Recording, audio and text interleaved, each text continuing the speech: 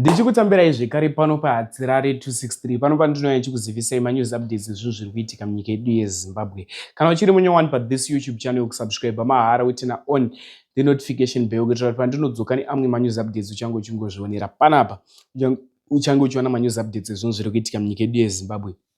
Saka ndatisubscribe, ndatilike this video, ndatishare this video kuhama neshamwari. Kadikani first update ndine nyaya iyo yeNyati family ndichaitaura futi panapa pathis YouTube channel.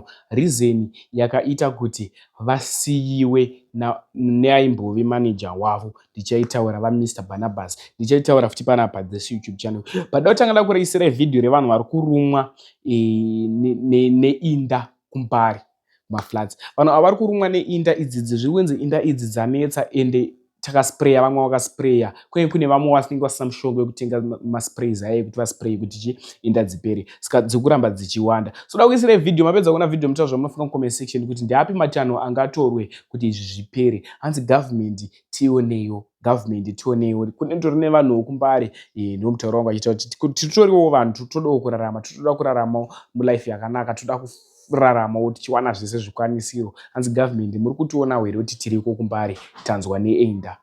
Dakusiyai muchiona video, pedza kuona video ndobva ndarova video reNyati family. Ndatone this video. Residents of Materirina flats in Mbare have been battling a severe bedbug infestation for years. The pests, locally known as tsikidzi, have invaded their homes, causing painful bites and sleepless nights. Despite their ongoing struggle, the residents of Materirina flats are still waiting for assistance to tackle the infestation. Chiri kunetsa ndechekuti tsikidzi dzachitusha dzakabva nekupi ende hapana anoti haana, ane usmati neane uchina dziri kungopinda. Asi manje isusu vamwe tozoti tikaonawo diclofos yekuti tiite sei tispray next door yangu inenge isina mari yekutenga mushonga uyu. Dzikuramba dzichingodzoka tatadza kuziva kuti chii mudzimba macho tiri kutsvaira, asi tsikidzi dzacho dziri kungoramba. Takutongofungidzira kuti nhau yekuti tiri kugara takawandisa panzvimbo 1, saka umwe akafirita vamwe havafirite mudzimba, saka dzikuramba dzichingodzoka mumatere titoshandisa mamwe chete. Saka patikunogadzikawo hembe dzedu mumatere muyamya tikubva tatakurana netsikidzi dziya topinda nadzo futi mudzimba. Inini zvivanga zvese zvindingataure zvese hazvina kumira mushe, mumba hamusi kurarika, kuzara kumabhawa kudai so hakusi kuda kumwa hwahwa, kutya kurara mudzimba umu. Taneta nadzo madzibaba, tibatsireiwo, nyangwe zvikanzi mushonga weroga chaiwo unokwanisa uraya zvinhu izvi. Zveshuwa tinaro dambudziko retsikidzi dzimba dzese.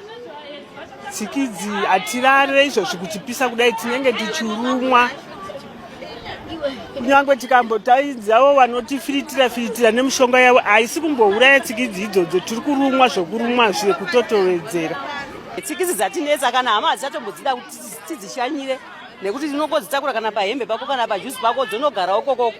Kana vakatoya mudzimba dzedu vakutotora mabhaketi chaiyo hanzi ndo anogarika, vachagara pana pamasofa. Tashaya mushonga yese, tazama yekotoni yechii zvese, asi hapana kana achiri kufa.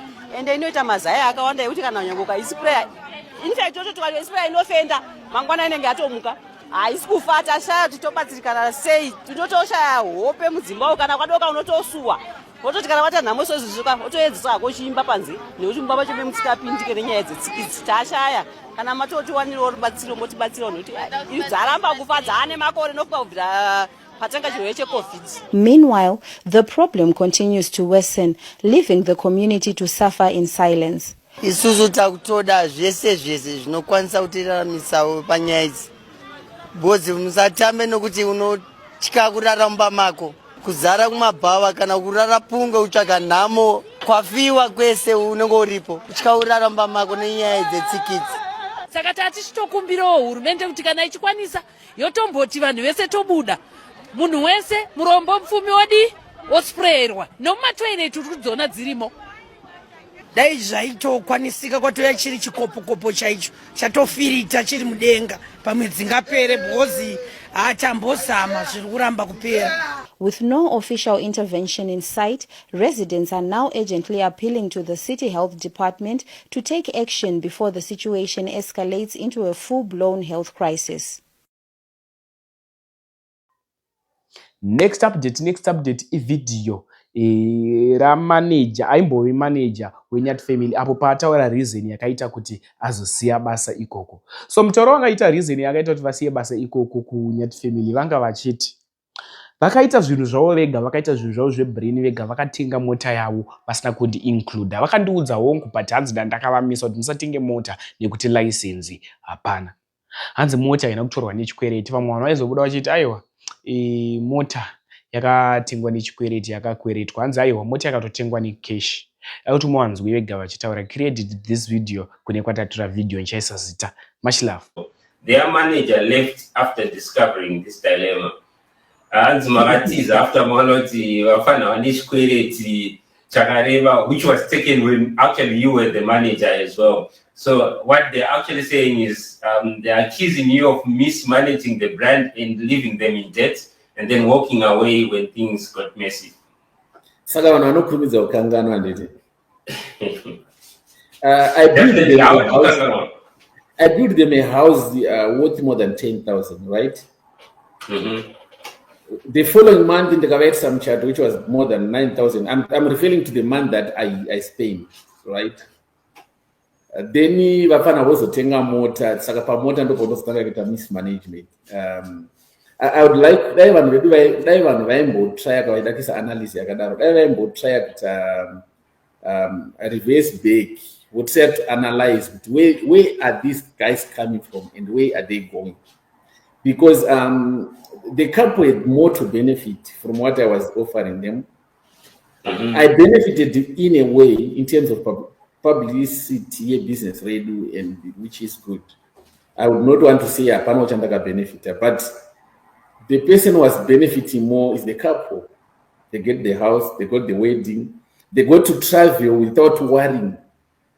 On several occasions, I've been using my money to make sure that the couple is safe and comfortable. Because as a brand, we've got a certain narrative that we're pursuing. I think you saw immediately when I took over, there is a lot of restriction that we put on the brand so that at least it can grow. So the issue of the car, I was 100% against the purchase of a car. Mota yakatengwa cash. Because when those guys got their money, they had money which was more than $500,000 in the account. And I was saying, guys, let us buy a house in Central. $500,000 or? Yeah, rands. Okay. So I was saying, guys, let us buy a house in Central, or otherwise start a business here in Zimbabwe, because we've already registered the company. The reason why we registered the company, I wanted to push that brand commercially. So now, Gilbert, I doubt not. And they called me mswa 21 November, February. Chikanzi baba sister kunotenga mota tati tikuudze. Not to tikukumbira kwatoda advice. Tati tikuudze kuti akunotenga mota. But even in such circumstances, I then stood up and said, no, guys, you can't buy a car now. So later, as we were discussing, I found out that no, seriously, the guy needs to buy a car.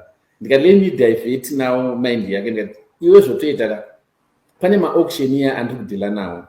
No, but I'm saying Rama symbols, Nissan, even in my story, Fortuna, whenever for this latest model Ford, Zaganga 150,000. They got at least what, and the other reason, and there I'm talking about, if you bear a car auto license, you are going to be tempted to drive it, and then over Sungo. Even the popularity of a driver's license, it's bad news on the brand. Yeah. So that a conversation to an extent with another day I called him Anna Baba Minwagi. Muswato had to take a motor, Muswa 24 February. No guys, please I beg you, Rukumbiro Musatenga Mot in Bonira.